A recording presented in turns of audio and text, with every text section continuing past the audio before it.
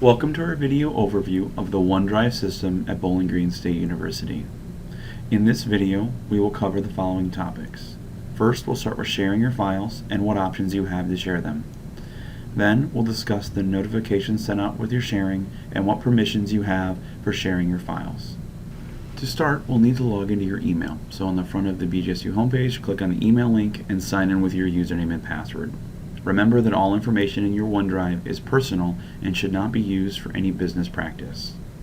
Once inside your email, you'll need to click the OneDrive link in the top right-hand corner of the system. On this screen, we've already discussed that each of the files has a column for each of its attributes. A new column to us is this sharing column.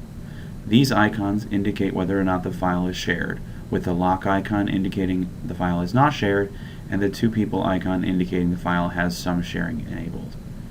To enable sharing on a document, simply click the ellipse icon to the right of its name and then select Share from the menu that appears.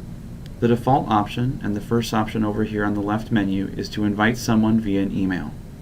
To do this, we'll simply begin typing their name in the top box here and select their name from the box that appears below.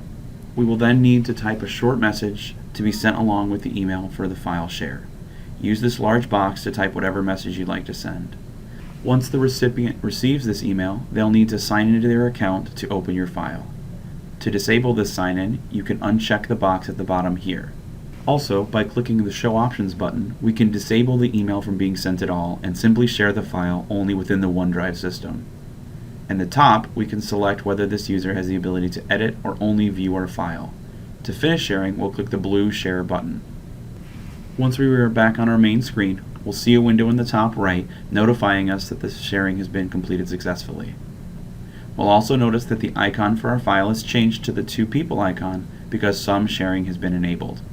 By clicking the ellipse icon for a file, we can now see who the file has been shared with. To talk about the second sharing option, we'll go back to the sharing screen by clicking Share in this menu. The second option on this list is to get a link. Clicking on this will take us to a page that offers us two options, a view only link and an edit link. These options will allow you to get a URL to send to someone to either view or edit the document.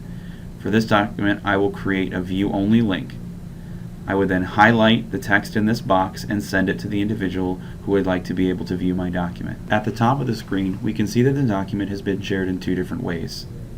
By disabling this link, the top screen will automatically update to indicate that only the email sharing is left. By selecting the Shared With link on the bottom of the left menu, I will get a full list of everyone that has access to the file and their access level. I can email everyone that has access to the file by clicking the Email Everyone link at the bottom. To close this screen, I'll simply click the X in the top right-hand corner of the small white box. Back on the main screen on the left-hand side, we can click the Shared With Me link to get a full list of all the files that have been shared to you in your account. To go back to the list of your main documents, simply click the My Documents link at the top of this menu. This concludes our video. For help with any other topic, please click the link below to be taken to our full support page.